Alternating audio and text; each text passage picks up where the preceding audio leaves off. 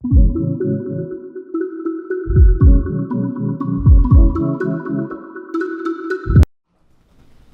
afternoon, everybody. My name is Dawn Owens Ross, and I am a founding member and managing partner at Ross and Owens Ross Law. It is a firm that I started with my husband, and according to my son, he is a real attorney, and I'm the attorney that you need, and I'm the attorney that you want, and he's the attorney that you need. So I focus heavily on commercial, making sure that you're not building a business, but that you're building a legacy, one that you can scale, grow, and pass along to those after you and create generational wealth. And so I focus a lot on what does it mean to have an IP protection plan holistically that takes your business to the next level. And so I've been working with Wade and GIPA and education. My passion is education, IP education. You may not see it because my pocket protector is clear, but I am a full-fledged nerd. And so if I nerd out on you too much, just pause me, but I want this to be an interactive experience. Please pause me if you have any questions. And as we go through things, feel free to ask, and I'm happy to, take that time so we can make sure we understand it. Everyone cool to get started? Perfect. So I'll start with patents, and then we will talk more about trademarks after that. I figured I'd end on a light note because trademarks will be easier to understand, and patents can be a little convoluted, even for me. It gives me a headache at times. But when I say the word patent, what does that mean to most people in this room? Protection of an invention, right? Protection for an invention. Okay, and what is anybody else? Like a blueprint comes to mind for that invention. Very much so, invention, blueprint. So when I think about patents, I think about IKEA. Anybody been to IKEA lately? And when you get the furniture and you see it and you walk around the store and it looks so amazing already put together. But you know that when you get ready to check out, you're gonna get a box that has 17,000 pieces. And you're going to have to take that manual out and screw the J into K and I into this and glue and that. And that's what you can think of a patent as. It is the instruction manual. And so you are disclosing to others the best way to make and enable your invention. And you need to understand, and the premise behind patent law is that this encourages innovation because now I can treat it just like I treat any other property in my house, the same way you would treat that IKEA stand. Once you're done with it, you can sell it. That's the same idea with patents. And so before we jump in, here we go.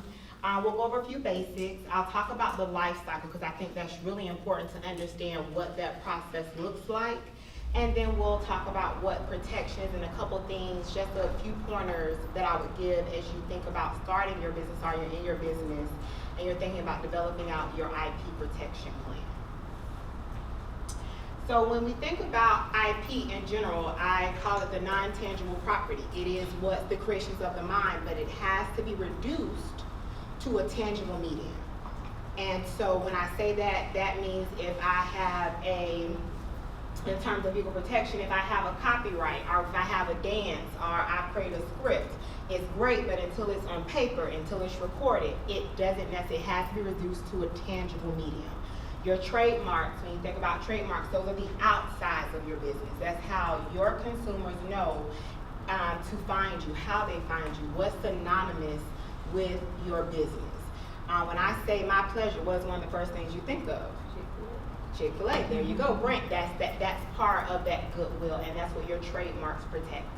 And then, of course, there's your patents, like we talked about, innovation, your blueprints for the heart and breadth of your business. If it's something that necessarily enables other people to do things or it makes your processes easier. Now, when we think about that, however, one thing we have to keep in mind is that all of this is public information except for the trade secrets. And so when I think about trade secrets, and that is a very tricky thing when you think about it as an entrepreneur, we always want to get the patent, we want to get this thing. But if Coca-Cola would have patented their drink mix, what would they have had? So that's where your trade secrets come into play. That's where it makes people turn back around to get that Krispy Kreme donut. They may have a patent on the machines and the way they do the donuts, but they're not gonna give you the sauce for that glaze, the recipe. So that's when we think about trade secrets, and as an entrepreneur and as you're running a business, you have to be able to make or work with a knowledgeable attorney to understand, should it be disclosed? Because once it's disclosed, you have the responsibility to protect it. So as I said, what is a patent? It is technically, and most people get it, think that it's a right, it's really a negative right, which means that I have the right to stop others from making, using, and selling my innovation. And it could be a situation where you even have a patent and you need to get someone else's, license someone else's technology, right, in order to enable it. So it's really just the ability to restrict others, and that's the exchange, that if you want to use it, you have to pay me for my intellect. But my job is to make sure that you are not utilizing, but I've enabled you to do so with my patent. Now, they only last for a limited period of time, 20 years, most patents do. You have design that have a lesser amount of time, and that's 15, right, Wade? Design, I think it's 15, and then plants are 20. But you don't see very many plant patents unless you love Honeycrisp apples, like I do. And so one of the key things here is that it's jurisdictional. When I say jurisdictional, that means that you only have rights in the country that you apply. So if you have a U.S. patent, U.S. trademark, U.S. copyright, it's not good in Japan. It's not good in Europe. So they are instilled jurisdictionally, so you can't enforce in other jurisdictions. And it's just important that you have them because they are transferable assets. And you may be thinking, okay, well, it's a lot of money to get them, so why are they important and why do I need to have them as a business owner? Well, if you think about today, the S&P value of most companies is 90% of it is their intangible assets. That means I don't care how many brick and mortars you have, it is the people, the intelligence, and the products that lie behind it. That's what makes up the value. And so in order to get a patent, the first question is, well, what do I need? What do I need to do? I need to first know if it's the eligible subject matter. It can't be a perpetual motion machine. You cannot have a patent on that. Or any of my family matters people in here, because I really wish that I had time travel like Steve did. You know what I mean? Those are things that can't be protected, so it has to first be eligible subject matter. That also comes into when we start thinking about today and age, AI. Where does that come into play? But it has to be useful, means it has to serve a purpose. Most people meet that check mark. Then it has to have novelty, which means that it is new, it's novel. And then it has to be non-obvious. And that is the hurdle that most people kind of struggle with, that non-obvious portion. That non-obvious means that if I was trained or skilled in whatever your invention is, if I were to combine this idea with this idea, would I have arrived naturally at your invention? Is it obvious? Is it obvious that you would actually combine those two to make efficiencies and things of that nature? That's what that prompt is talking about. So I'll pause here and see if there are any questions so far. If, for example, like research was to discover something and that result came out, would if a company was to utilize those results to create something, would that be able to be patented? Or So let me see if I understand your question. So are you saying they invented something and they want to patent the results, or if they want, what part is patentable? Is that the question? no, for example, if someone was to discover something brand new, Mm-hmm. something, let's say physics, and it opens up a new branch of technology. Could you technically create a bottleneck on that? If you create the first step to branching out other technology within that field, can that be patentable? It can be that, and in certain fields we call those standard essential patents, right? So Right. that is where it becomes basically the standard, and that means if you're going to enter into this space and build on it, likely you're going to need to touch what we call SCPs. So that means for the person who came out with Bluetooth for the first time, or the person who came out with a certain technology, I think about if you do one-click pay. I believe that's IBM, so anybody who's using that, Amazon, okay. Anybody using that one-click pay has to license that technology. So that's a standard essential because you need it. So that is absolutely true, you can do that. Excellent question. That's not something I learned until about 4 years in practice. Excellent question. So when we talk about just in that vein, right, when you say, hey, well, okay, if I invent it and I'm at the bottom, I own this area. So what does that mean? That means how can I create novelty? How can I be unique? How can it be useful? And what is actually come before me? Because if I'm at the bottom, or at the head, I'm at the top, and I've done everything, I guess my earring is tired. Hopefully y'all don't feel like my earring is ready to fall asleep on me, because I know patents and stuff is not the sexiest topic, but it is when you think about the power that it brings you in your business. That's what's key about it. But that prior art is what we consider in that essence. So back to your question, if I'm at the bottom, if I'm at the head of that technology, everything that comes after me, then I'm going to be prior art to them. And so the goal here, when you think about prior art, that is what determines if it is actually new, if it is actually something that can be protected. Am I sitting on someone else's work? And so as you think about what you're inventing and what you're doing in your business, it's key to understand what your prior art is as an entrepreneur, because that tells you if you need to spend time actually pursuing that, because it is a costly venture.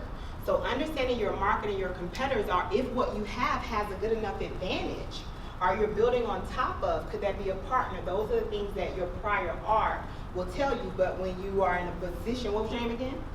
John, his question, then you will be prior art to everybody else. Questions? I can see it on your face. Well, I'm curious, I think I'm going to follow on with what Jonathan was asking.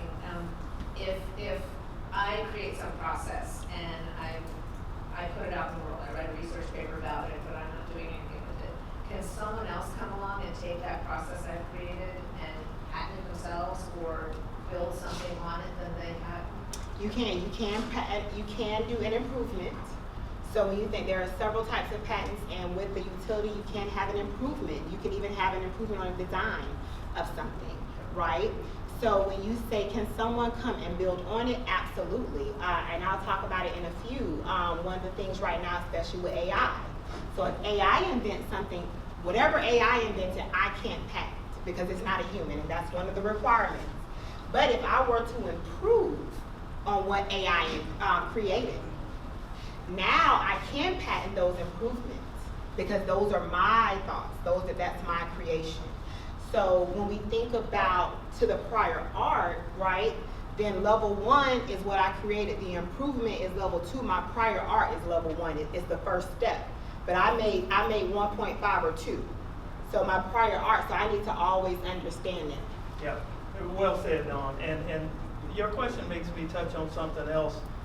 It's very important to make sure that you have protection in place before you begin disclosing information. Mm-hmm. For example, in the U.S., I'm going to make a distinction. The rest of the world follows what's called absolute novelty. The minute you disclose your idea, you lose rights to patent. The United States is a little bit different. We have 12 months. It's called the on-sale bar, because over here we like inventors to experiment with their business to see if people like it. They give you an opportunity to tailor it and change it. But very careful, when you publish it, other people can take that and go file and claim your idea and then exclude you. Mm-hmm. So be very careful when you disclose your idea. Number one, try to have a non-disclosure agreement, an NDA in place with whoever you share it with. Even then, you want to have something on file when they see it, because the NDA doesn't protect you entirely. So you want to get patent protection down as early as possible. And the other thing that Dawn's touching on too is it's very important to kind of know when to protect. Because the idea of, okay, I've got an idea, I want to test it out, procuring patents from experts like Dawn can come with some cost now. So if you file too early and the idea changes, it's like, wow, now I need another patent because I've improved it. Like Dawn's talking about, you go from 1 to 1.5, 2.0. Well, which one do you protect? Because in business, no one has unlimited budget. I guess you exit and you really get up there, but you got to be very strategic about when to protect. And that's, You definitely do. Let's talk on disclosure a little more, because that's always a thorny issue in dealing with entrepreneurs. Because you have to disclose some of it because you're trying to go out there and test your ideas, you're trying to get funding, you're trying to do those things. There's always this gray-ish area of how much is proper disclosure and you don't want to cross the line into giving away too much. So can you talk a little bit about that? I think that's a case-by-case basis, and I know no one ever wants to hear that, right? I think it depends on how much you can unveil and then the purpose of that disclosure. That really plays a key role. And that also goes back to the triggers that we do get here in the U.S. to have that 12-month period, right? But if it's an offer for sale, that alone could trigger you needing to file rather quickly if you haven't already. So when I think of disclosure, there are levels to it in my opinion. You have, of course, if you're trying to get funding. Well, they at times may want to know a little bit more to know if it's a viable idea before they're putting funding into this idea. Or what steps have you taken on your own? Am I buying a concept versus having something that has already been vetted and approved that I know is going to be a lucrative idea, or at least get my return on investment? However, another level of disclosure that I think may be remiss is who's your team? When you start bringing people on to help you, if that conversation about independent contractor versus employee. And so when I think about here, most of the time, anybody here has had a job. When you work, you sign an employment agreement. Everything that you create at that job belongs to that employer. Well, if you don't have a good agreement in place and you think this person is an employee, but you actually function like an independent contractor or the vice versa, that makes a difference in who actually owns what they create. So when we think about disclosure, before you go and tell them the recipe, because I know we say a pinch of this and a dash of that, right? But before you tell them a pinch of this and a dash of what is the agreement between you guys, or if they're going to work on pieces of your business and that invention, do you have something in that agreement between the two of you that assigns all of that work back to you? So I think, like I say, to answer the question holistically, it really just depends on who you're disclosing it to, the purpose of that disclosure, and what's the plans for your business and timeline. Anything else to add? That was very well said, thank you. It's tricky. And I know no one likes to hear that, attorneys always say it depends, to get us on the phone. No, it really does depend. Because you're right, because if you give away too much, then you really can lose your business. Your business, that is the intellectual property, is your business. But if you don't disclose enough, to Don's point, you may not get the financing you need. You might not get the buy-in. So it's very well said. And so that just, like I said, true inventors have to be humans. We talked about the AI piece. That's just important to understand. And once again, making sure that the other thing is, when I say assignees, and it's just in general in business, when you think about this, making sure that your paperwork is in place, right, in terms of being the assignee and that your company being the assignee. Making sure that paperwork is completely filled out, and because that can also put your rights at jeopardy if the ownership is in question. And so there are people, I work for another company, and we would literally, one of our whole sectors of our business was updating every time someone moved a new address, every time somebody moved their headquarters. So that becomes critical. So just in terms of understanding that for your business. And so this is what a patent looks like, and I think this is just important to understand when you're looking. Let me see if I can expand this picture a little bit more. And of course it didn't go as big as I thought it would. but these are your key pieces when you're looking at a patent number, when you're looking at the assignees that's telling you who owns it. Now understand that this information, when it is published and you see it, that may not be the accurate information because the assignee can change when businesses get bought out. They don't come back and they update the databases, but not the front page of the patent most times. And so understanding what classification you run into or classification, that's also important as an inventor.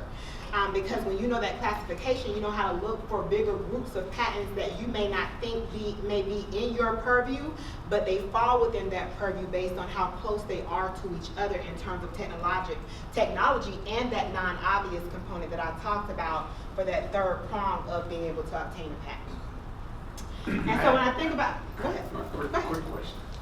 If you have an idea, an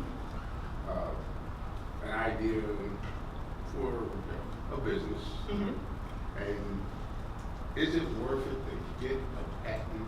I heard you say, you don't want to do it too early, but it's a unique idea. It's not being done by anybody.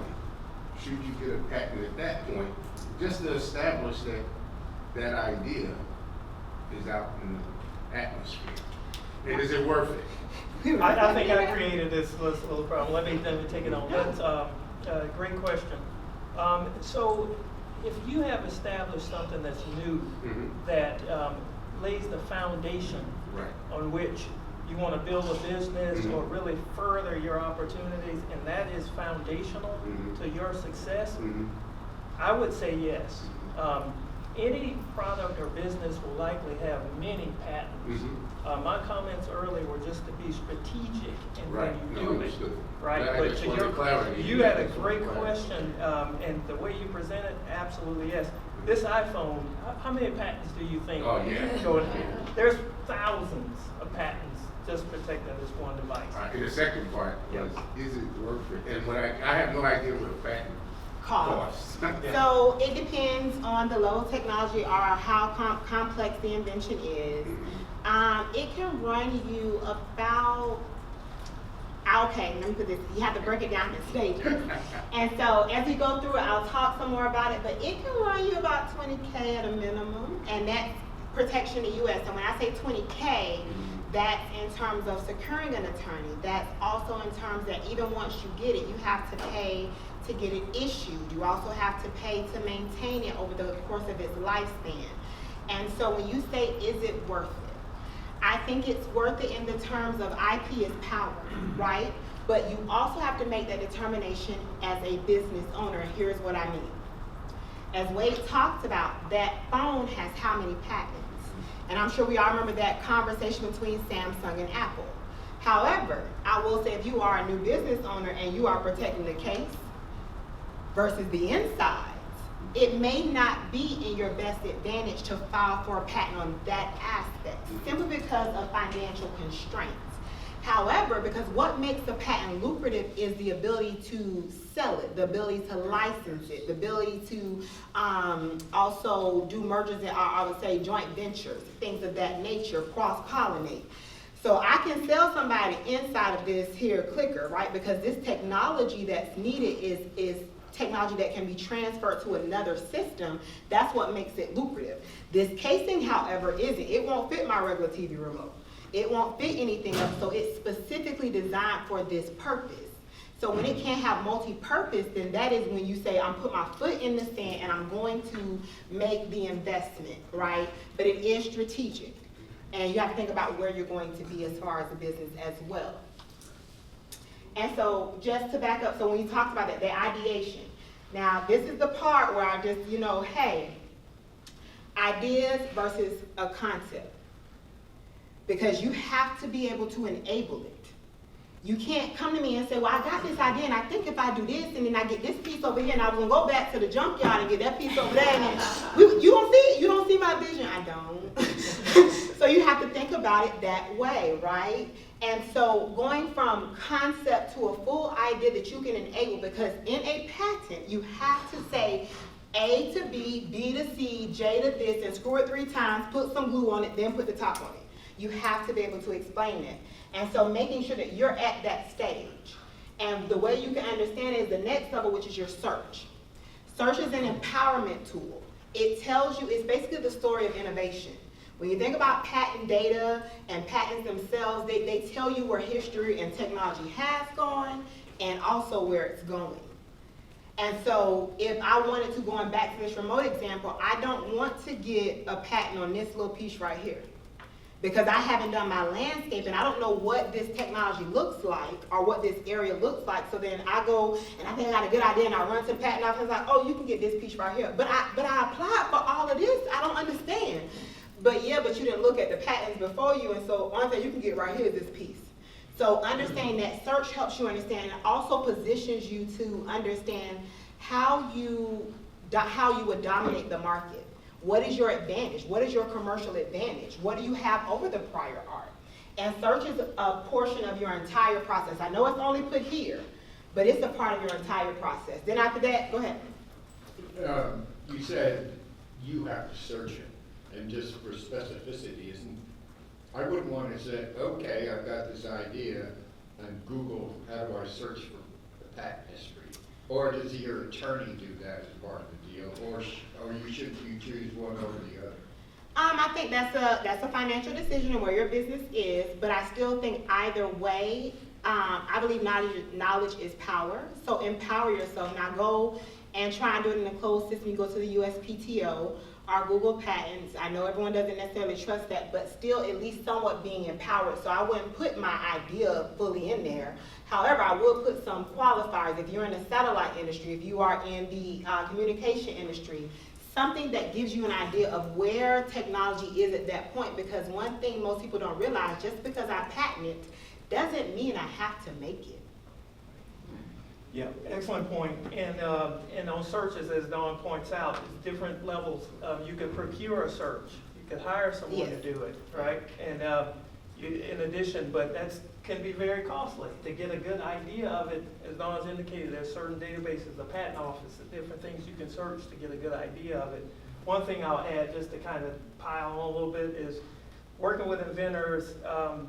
I've seen in my practice, biggest mistake they can make is say, oh, I thought of it, somebody else has done it. And don't do what Dawn is saying to do, and search and take the time to understand, that, hey, I really do have something here. It's valuable, it's worth protecting. So don't concede and think, somebody else has probably done this. That can be the biggest mistake. Lonnie Johnson is somebody who we invented the super soaker. Right, using jet propulsion. He was at NASA. Something as simple as a water gun, right? Many water guns before him. Imagine if he said, it's obvious. All I'm doing is making it go further with more power. He's very successful now. Many patents. So don't assume that somebody's done what you have. As Dawn pointed out, lots of and I agree. I completely agree. But wouldn't that be obvious? Like that wouldn't fall into the non-obvious kind of, I guess that's where. It's a good question, but Dr. Johnson, if you look at his patents, the way that he uses propulsion and the mechanism that he used to propel the water further and straighter, that technology was never applied to a water gun before. And you're exactly right, because if it were me, I would like, no, this is just better, but somebody's done this before. I'm just making them go further. We've been out of a lot of money. And that is true. And I think even when you think about the non-obvious, I think you have to think about where we are in time. Things become more obvious as we get more technologically advanced, right? Technology is just growing at such a rapid rate, but it wasn't always that way. Funny enough, I was looking at some weird patents. There was a patent for a banana holder because bananas are sensitive, so that you can actually keep it all fresh and not all bruised up. There's a patent for an alarm that comes, that when your alarm cuts off, it suspends something from it's a bed, and it suspends something and it hits you in the head. I was like, that's no way to wake up. You won't be late ever again, at least from not being asleep at least. So you just have to think about it, and something being patentable doesn't mean it's marketable, and something being marketable doesn't mean it's patentable either. And so once you get your search, whether you procure it, whether you do it yourself, I always say start with something, knowing something. Even if you're going to still secure an attorney, but you want to be knowledgeable about your own process. Going back to Wade's point, a lot of times when I talk to inventors, it's like pulling teeth because they're so close to it. And so the more you're equipped, I think the more you feel more comfortable talking about it. So once you get to the application piece, that's a really convoluted piece, that takes you into what you would call patent prosecution. And filing your application and then doing the formal examination. Now this, right here, just the longest part, right here. So that can be anywhere from 2 to 5 years. Right, just depends. It's not a quick process. Then you get to publication. And when you get to publication, publication is where it is actually visible, because for the first 18 months that you submit that application, no one sees it. And so tying that back to an earlier part of our conversation when I talked about prior art. So when you go searching and you do your search or you look for prior art, there's always gonna be a blind spot for you, for everybody, 18 months. Because during that time period, it's not visible to anybody but the patent office. And so even if you have a good search, there could be something that comes up during the actual prosecution because everybody was unaware of it because it was not public at the time. And that search, go back, it includes non-patent literature. So when you say, oh, I just put a YouTube video up, all of that counts. So whether it is here, whether you publish here, publish across the world, all of that counts and also starts your toll for when you have to make sure you file. So, but making sure that you search, the search should not be limited just what's printed in public patents. And then you get to allowance and issuance, your period of exclusivity, and then the important piece, the exploitation and monetization or commercialization. That is the piece that turns this from a liability into an asset. Because up until then, it is a liability because you've been spending money. This is how you turn into an asset. And so it's important that you get to this piece. Now, some people want the patent just for notoriety, and there's nothing wrong with that.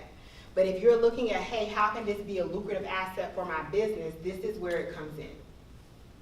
And so I'll pause here and see if you have any questions. I do have some pieces that we'll talk about just in quick, but just keeping a mind on the time.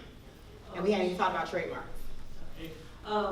You said that there's a time period in which basically it goes invisible for everyone, but just the patent office. You know how like technology is very advanced and ideas are popping up rapidly. If two people happen to apply for a patent, one's a little bit maybe after the other, and it's very similar in ideas, what would be, like, how would that be resolved? So it's resolved by the date. Okay. So when I talk about that prior art, whatever date that you filed, that determines what your prior art is. So if I filed today and Wade files 2 weeks after me, I am now prior art to Wade because my filing date is earlier than his. So that's why we talk about it is important to understand when you're going to file. Do patent applications get rejected in the beginning if something is not right, or do people have to just wait the whole however long it takes for it to get fully approved? Excellent question. So you will get, the first stage is for them to make sure there are no missing parts, because while I'm talking about what it means from a technology standpoint, the manual that we have, there's a whole list of things that we need from you before we start. And so you will get a notification the minute you I won't say the minute, but shortly after submission, whether or not you have what it takes to move forward, right? But 9 times out of 10, it's gonna go dark because it still has to make its way through the system. It has to get to the technology center. Just think about like an old call center where everything just, our manufacturers, it gotta be routed to the right place and then assigned to an examiner. It's a docket that keeps, it's a rolling docket.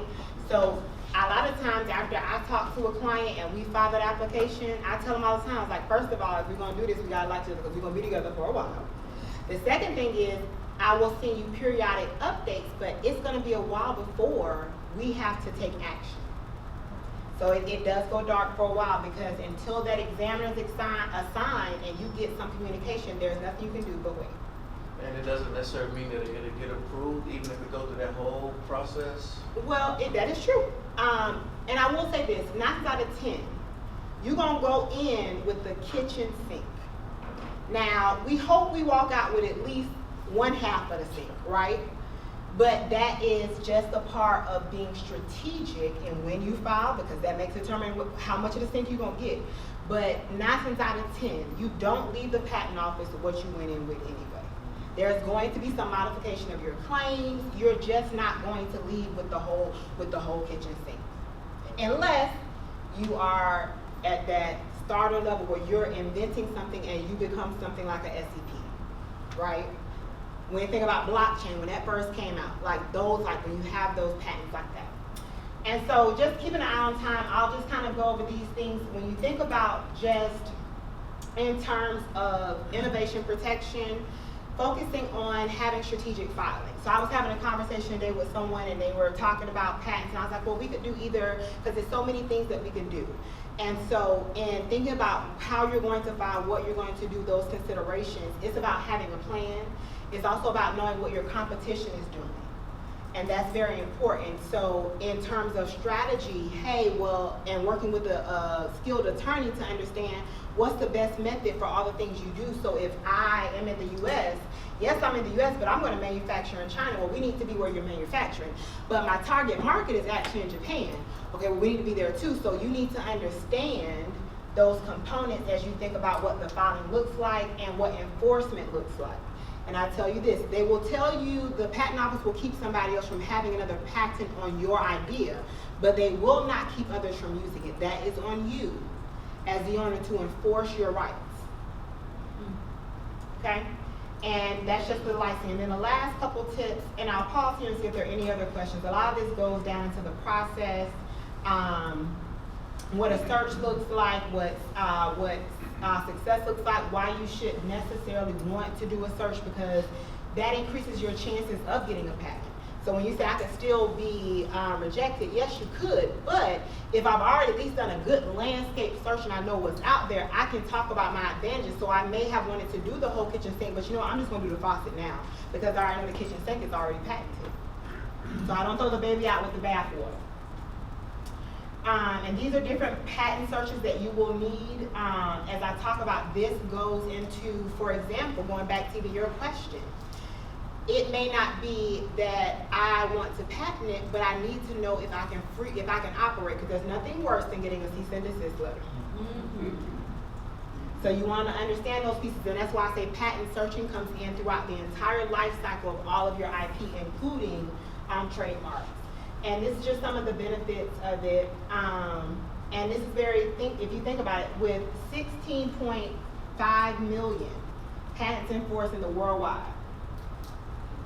And this is, so you gotta think about it. You're not just saying, when you apply for a patent, you're not just fighting the US. And so this just kind of goes over the process of preparation and prosecution. And I just wanna stop here for getting ready to even have a conversation with a patent attorney. Do you understand your invention? Can you explain it to me? That's how you used to say when you were in school, you know a subject when you can teach it. So do you know it? Do you have clear drawings? Do you know what the landscape looks like? Because when we talk about the application process, the examiner's gonna come back and give me some art and say, hey, well, based on this, and this, you may not qualify for a patent. But if you understand your invention and the landscape, you can say, no, because this person, they screw theirs on. Mine is a push top, and then you actually have to do 3 more things before you get to their step. So you empower your attorney. I'm not sitting there with you as much as I would love to. I know it's your baby, but you empower me to make your innovation and your protection stronger. Any questions? Is the patent federal or state, and how do you extend the patent for international? Excellent question, so here's a prosecution timeline for international. So patents are always federal. IP is federally regulated, so it's not done state by state. Now you do have some state trademarks that you can get, but that means it's only for that geographical region. So if I get a state trademark in Georgia, it's only for Georgia. If I get a federal trademark, it's for all the US. Now, depending upon how you want, there are multiple ways, because we have treaties with other countries, such as PCT, the Patent Cooperation Treaty, that allows you for a process to enter the international stage. And so you can, it's several mechanisms for you to enter and obtain international protection, but you always want to start with your home country first.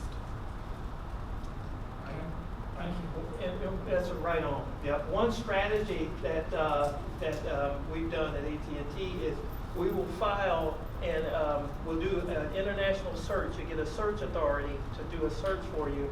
You file a PCT, and you have 12 months after filing that PCT, as Dawn has said, to then enter national stage in one of those countries. And each country might be 30 months or something, I think, Dawn, a lot of them, 30 months from after filing that to you have to select, okay, I'm gonna go into this jurisdiction, I'm going to go into this jurisdiction. But if you don't know, within the first 12 months, you can file a PCT that holds that right for you to go national stage later. Absolutely, absolutely. I have one more question. Go ahead. So, if someone try to copy your idea while your patent is pending through the process, are you able to enforce it while it's pending, or you have to wait until it's been approved? You actually need a registered patent to enforce it, because at that point, you don't have, it's almost like, I'm trying to think of a good example of going to a school and interviewing them and you don't have any kids. Like, what are you here for? Like, what are you enforcing against me? Is that right, although it's not tangible, that you need in order to enforce? It's the same way, for example, trademarks exist from the moment of creation. However, if I do not protect it, I can't enforce it. A copyright exists from the moment you put it on a tangible piece of paper. However, I cannot sue you in court until it's protected. So all of this is contingent upon you having those rights to enforce.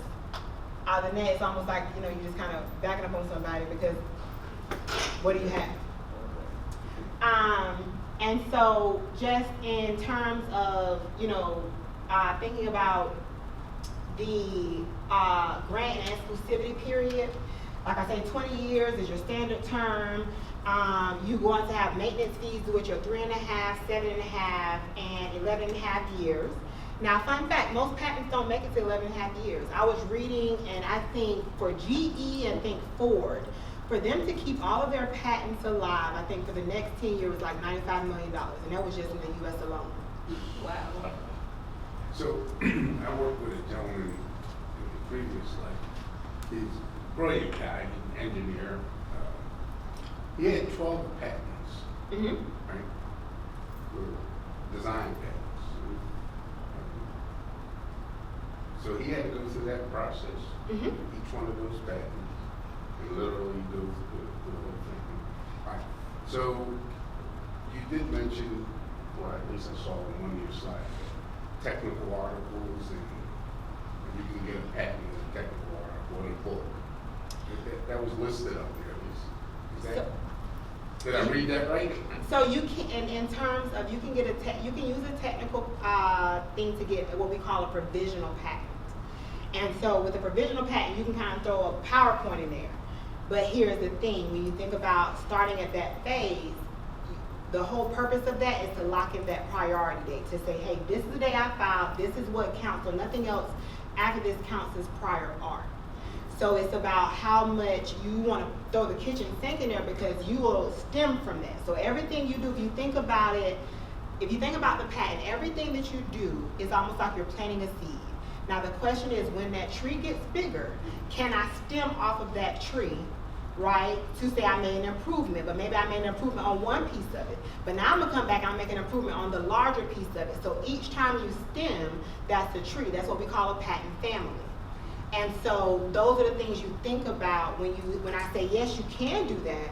It's the question of, is this wise? If it's wise to do that. Okay. How about things like confidentiality? If you're in the services business, you're putting proposals out, confidential information. So in terms of confidential information, I'm not sure I understand your question. Well, coming from a corporate world, when we put things out, they were marked confidential, strictly confidential, restricted, non-restricted. Did that give us any protection? It can afford you protection, but it all depends on how you conduct yourself as a business owner, right? That comes back to what something counts as a trade secret. I went to the Coke factory, the Coke museum or whatever for the first time a couple weeks ago. There were 2 people who knew the recipe, so I know if it got out, Bob, I'm coming to see you because I didn't tell Sue. So you know what I'm, so it all depends on your processes. So when you think about in a business or corporate setting, what may be confidential, non-confidential may be simply because they don't want a consumer to see it. But now we're talking about something that's confidential that goes to the crux of your business, then it is on you and your duty as the business owner to make sure it remains that way. So slapping confidential on it and then still disseminating, it does not give you any protection. However, if you put confidential on it and you keep it confidential, you keep it under lock and key, you know who have it, you can track it, then it is actually confidential and a protection for you. But like I said, that still goes back to the conversation of patent, trademark, copyright, or trade secret. What can you patent? Like, for example, like if Launch Fayette is a place, an organization that has programming and rents office space, can that concept be patented? No. Okay. So you, so first thing, concept, no concept. I gotta be able to enable it. Because when I put it in the public, that means that they know how to build it. So when you think about what can be patented, you can do articles of manufacture, you can do some processes, but it's usually manufacturing processes or either processes that deal with data. You can do plants, you can also do design. So for example, if I have a design of, that takes it back to that Samsung Apple. It was all about design patent because of the round edges versus the square edges. So a lot of things can be patented, but you can even have something that's eligible for multiple types of protection. So if you think about a lot of, I think Disney's copyrights have expired. However, they went back and they trademarked it. Trademarks are perpetual. So you can have multiple types of protection that when one lapses, another one picks up and stays. So it just depends on what part of your business you're talking about, if that answers your question.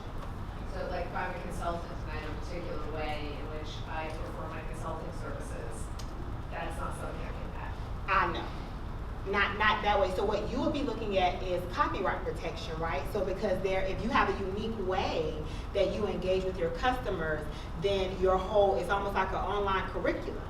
And so now you're going to copyright those things. So it's not, because no one can do the service just like you. However, all the pieces, if there is some leave behind that tells them how to do this, or there's something else in your service offerings, that's where your copyrights come in.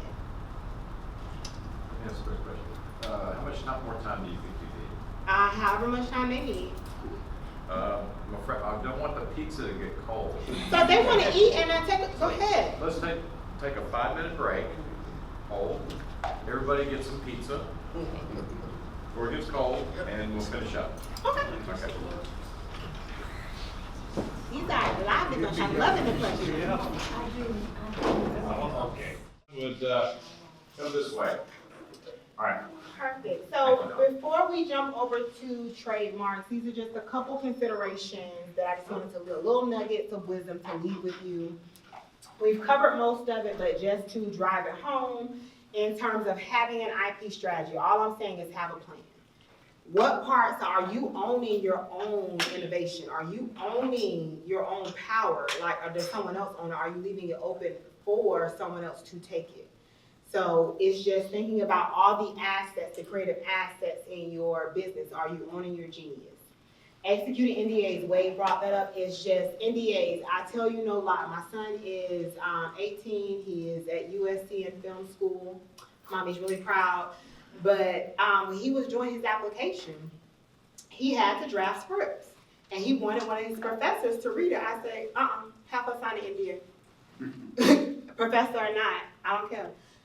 This is my future EGOT right here. This is mama's like retirement plan. So just to make sure, so I do a lot of youth education, NDAs. So that's just to kind of give you some type of protection, but there are still other things that you just need to be mindful of as you disclose, as you build. People want to replicate your genius. And I know imitation is the highest form of flattery, but you want to make sure that that just protect it before they imitate.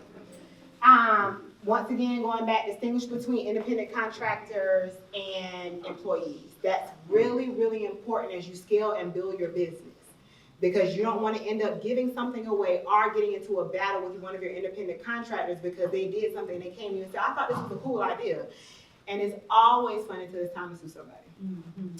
And even to that point, as business owners, always have an operating agreement. It's just another nugget. Never be in a 50-50 arrangement, because then if y'all are at a stalemate, how's it gonna move forward? Nobody has more power than the other. Knowing when to seek protection, because like I said, if you put it in a publication, if you put it on a YouTube video, if somebody see you and all your friends playing with it, you thought it was cool, it's on a TikTok, all of those things trigger a 1-year bar. So that means you have 12 months. I have seen somebody get all the way through the process and they found a YouTube video. And I'm not even kidding. So being mindful, that goes back to that disclosure, those NDAs and things of that nature. Even if you offer to sell it to someone, that triggers that 1-year bar. Where to seek protection, as we talked about, where are you doing business? Where are you planning to market? What are your target markets? I was talking to a client, they have multiple, they do a lot in animal care. So they have to not only think about where they're gonna manufacture, but where are the animals that need the treatments. So those are the things that you think about when you're a business. And not just because you're building the business that you want 5 years from now today.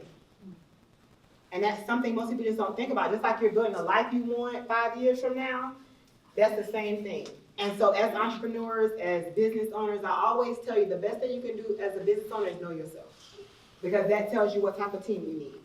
And it's always primary to do your home jurisdiction, because if you file in another jurisdiction, you need foreign counsel. So like I could not prosecute your patent in Japan. I have to go and get someone who knows the language, who's a attorney in that country. So you typically want to start in your home country. And then once again, what to disclose. That goes back to the whole crux of the conversation, because everything that we talk about with IP protection is public data. Can you talk a little bit about, I think, for me, I'm a chef. Okay. I own a catering company. Okay.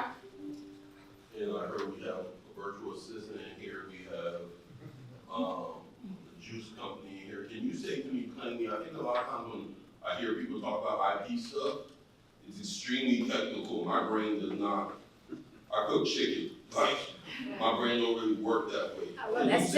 Can you say to me, or entrepreneurs like me, plainly, this is the stuff that you need to be thinking about covering and protecting? Absolutely. So for you, for example, you ever go and look up a recipe, and I'm sure everybody has, and there's a whole story in front of it, because you need that in order to get a copyright. So for example, you may decide to put out a cookbook.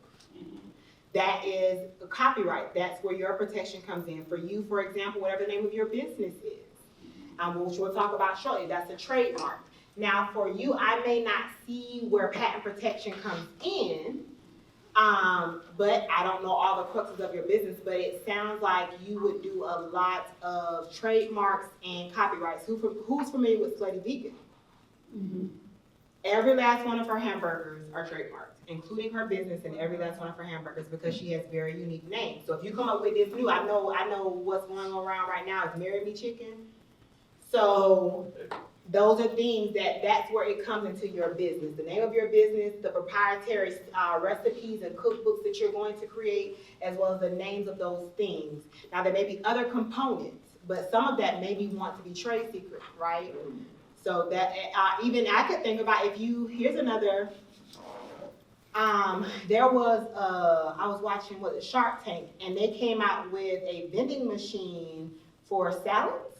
So if you came out with something like that, that may be where patents come in, right? How do you store certain foods for a certain amount of time and still maintain the freshness and things of that nature? So if you come up with a unique way to vacuum seal, you take it to the next level. That's where patents would come in for you, if that answers your question. Mm-hmm. So, and that was an excellent segue when we talk about trademarks. I'm gonna do the real quick, dirty version of trademarks. And so when you think about trademarks, trademarks are the outer parts of your business. Just like when I said my pleasure, you knew I was talking about Chick-fil-A. If I say $5 footlong, you know what I'm talking about? So those are the pieces of your business that people that become synonymous with your business. I don't have to, baby, I can be across the room and I know LV when I see it. Is that LV? I know those designs. My husband probably wish I didn't, but I do. And so when you think about what can I trademark, trademarks can be pretty much anything that says this is your brand identity for the business. So you have different things. You have word marks. You have, think about the Coca-Cola logo. That's another trademark. You have design marks. There's Apple's bag that you buy when you, the bag you get when you buy from Apple, that's actually a trademark. They have that. T-Mobile Magenta, that's a trademark. Planet Fitness, purple and yellow, that's a trademark. The scent of Play-Doh is a trademark. The MGM, trademark. Woo-hoo, Pillsbury, trademark. So all of those things, you have non-visual marks. Matter of fact, I don't know if it's the Peabody Hotel, they have a motion trademark. It's for their ducks. They come out and do the show, they come out, they waddle 2 times a day, and they go back in. That is actually a trademark. So when you think about trade dress, Pink Panther phone, the Coca-Cola bottle, all of those are trade dress. So all of the things that become synonymous to the outside world with your business, whether it's coloring, your slogan, your name, are very important. And so one of the best things about trademarks is they last forever.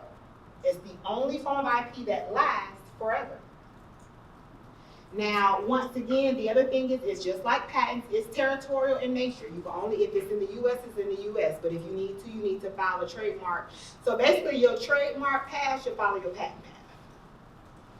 So if you're getting patent protection, there's a name on that goes with that product. So should a trademark. Say that 3 times fast. Now, one thing that is different from about trademarks and copyrights is that you do have some type of protection, and the right exists from the moment you create it. So I encourage all of you, if you have certain things that are synonymous with your business, there should be a TM next to it, because that puts the public on notice that you are using that as a trademark. The R should not come until you are registered. But however, a lot of companies, because they may not be in trademark in every jurisdiction, you can still keep the TM, but that's just the marketing. It helps with marketing and streamlining in the sense that I may not be in every country. I may not have a registration in every country that I actually send the product to. So that's just food for thought. So that's just something to think about. And it's just not, does not want to. A lot of this is pretty much, like I said, putting the public on notice. It is one of the biggest things I want to clear for everybody in the room. Adding a S, taking off an S, making something plural. Changing the C on crazy to a K does not distinguish between anybody else that already got a C, okay? I just want to put it out there. You can spell it however you want, but if it still sounds like Crazy Cool Cats, it still cannot be protected if Crazy Cool Cats has it. However, the biggest, I think, misnomer about trademarks is that I own the word. You do not own the word.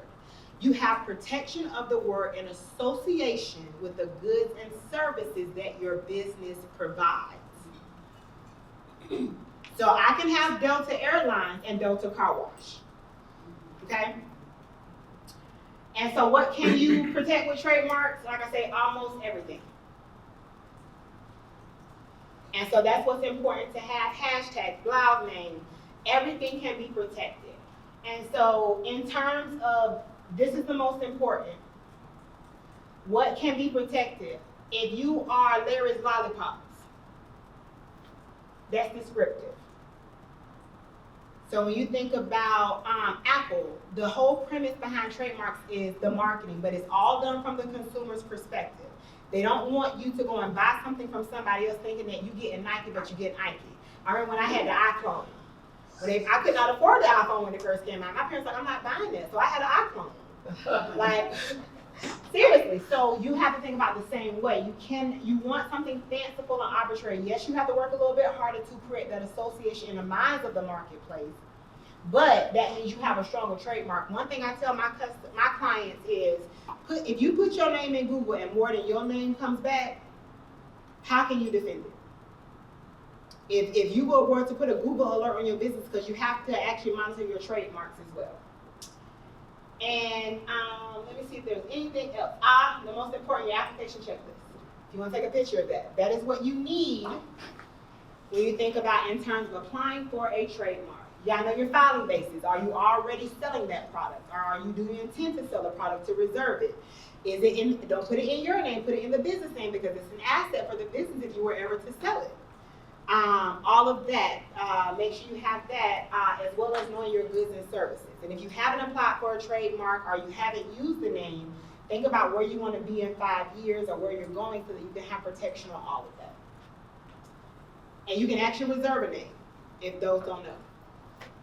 Can you talk about the difference between Creative Commons and a trademark? Repeat it, I'm sorry. Creative Commons? Creative Commons. Yes, ma'am. So I won't tell you that I'm super familiar, but from my understanding, I think with Creative Commons, I think you're talking about where you have the creative rights and it's just it's commonly out there. I've seen it in relation to copyright, but not trademark. Yes. So for Creative Commons, it's kind of the same way where you have the open platform or open sourcing for code. If someone's saying I donated, you can use it, it's not necessarily going to hit on infringement. So for example, you try and go to Adobe Stock and you try and take one of their photos and they got all that white mark on the back of it so you can. A lot of times with Creative Commons, what they're saying is, hey, if you give me credit, let people know that I created this so I get more business, then you can use it. I'm not going to charge you. And if you won't find yourself with a cease and desist letter or any type of other thing from leveraging or using my art. There is a non-commercial attribute for Creative Commons. Will that protect you if you want to release a name sooner or business? So Creative Commons, when I think about that, like I said, I think about copyright. So that's going down to art or clip art or things of that nature. In terms of trademarking, if you want to release your name early, you can most certainly release it. The question is, have you searched to make sure no one else is using it and using it next to you? And then the other question is, if you do put it out there, are you going to beat the person who may steal it to the trademark office? So, but just like I say, at least putting people on notice with the TM, if you're going to use the name and you're testing it out. But once you're pretty solid, or even doing the reservation, you can reserve the name, and then you have 3 years from the time that you give the notice of allowance to file and show that you have proof of use. So that's another good thing, just to make sure you understand it has to be in commerce. Like they have to know how to contact you. Awesome. Thank you, Dawn. Perfect. Any questions? Any other questions? Yeah, I just have a question. So when you look at the Apple logo, where I got the apple and they got the little leaf or stem on top of it, whatever, what if somebody like just remove that stem? Could they copy, protect that little part of the logo? Well, you can protect it, but it would be, it all depends on you. I could protect Apple, but it wouldn't be now, because they're a large brand, it would be hard. But it doesn't go in terms of, for trademark, it's not about necessarily the logo, it's about what it's associated with. So if you had meat and I had cheese, we can't have the same logo because they go together and they're tangential, right? So if I have a leaf and I'm protecting it for classroom education, Apple's not in that space, in that sector, if that helps. Okay.